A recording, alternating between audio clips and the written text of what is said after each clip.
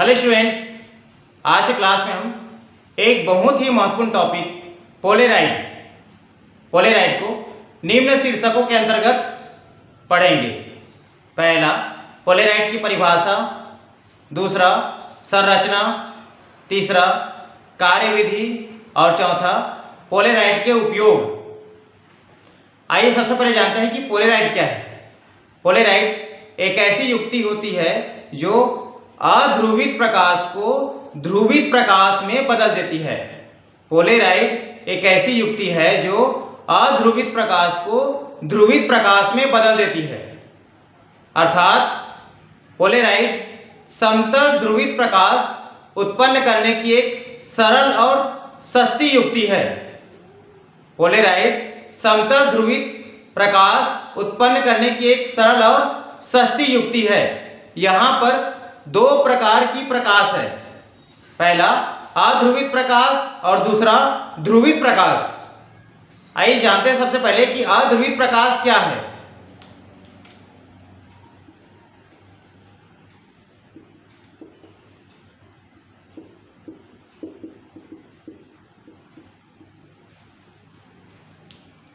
तो जो सामान्य प्रकाश होती है वो एक प्रकार से अनुप्रस्थ तरंगे होती है। इसी प्रकार अध्रुवित प्रकाश में विद्युत सदिश प्रकाश संचरण के दिशा के लंबवत तलों में सभी दिशाओं में कंपन करते हैं। अध्रुवित प्रकाश में विद्युत सदिश प्रकाश संचरण के दिशा के लंबवत तलों में सभी दिशाओं में कंपन करते हैं और अध्रुवित प्रकाश को हम द्विशीर्ष तीरों और बिंदु के द्वारा निरूपित करते हैं। अध्रुवित प्रकाश को द्विशीर्ष तीरों और बिंदुओं के द्वारा निरूपित करते हैं। आइए इसे हम एक चित्र की सहायता से समझें।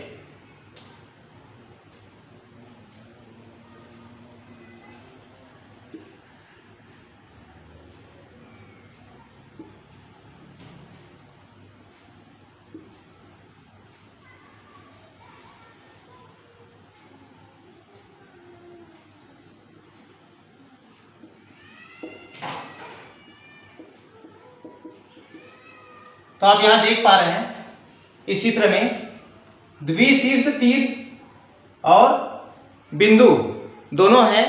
चित्र में द्विशीर्ष तीर और बिंदु का निशान, तब इसे हम अध्रुवित प्रकाश कहेंगे। अध्रुवित प्रकाश में एक विशेष बात यह है कि इसमें विद्युत सदिश के कंपन सभी दिशाओं में होते हैं। एक विशेष दिशा में नहीं होता बल्कि सभी दिशाओं में होता है। इसके बाद हम जानेंगे ध्रुवित प्रकाश को।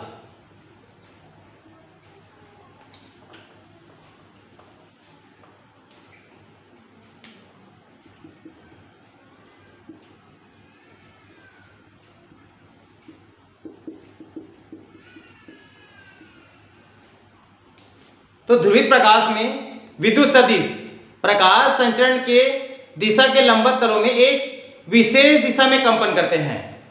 ध्रुवित प्रकाश में विद्युत सदिश प्रकाश संचरण के दिशा के लंबवत तलों में किसी एक विशेष दिशा में कंपन करते हैं, तब उसे हम ध्रुवित प्रकाश कहते हैं। ध्रुवित प्रकाश को या तो द्विशीर्ष तीरों या बिंदुओं के द्वारा निरूपित करते हैं।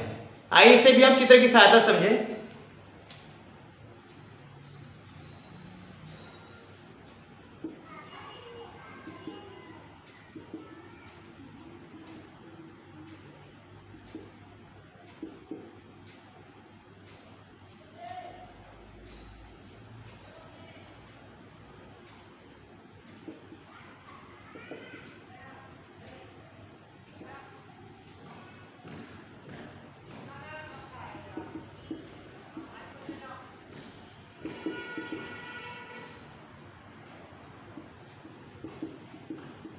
आप देख रहे हैं यहाँ पे दो चित्र है। पहले चित्र में द्विशीर्ष तीर का निशान है, जबकि दूसरे चित्र में यहाँ बिंदु का निशान है। दोनों को ही हम ध्रुवित प्रकाश कहते हैं। तो ध्रुवित और अध्रुवित में अंतर यह है कि ध्रुवित प्रकाश में विद्युत सदिश का कंपन एक विशेष दिशा में होता है, जबकि अध्रुवित प्रकाश में विद्युत सदिश के कंपन सभी दिशाओं में होता है। इसके आगे हम पोलेराइड के संरचना की ओर जाएंगे। तो पोलेराइड की खोज E.H. लैंड नामक वैज्ञानिक ने 1933 में किया था। इसमें एक पतली फिल्म होती है जिसे कांच के दो प्लेटों के बीच रखा जाता है और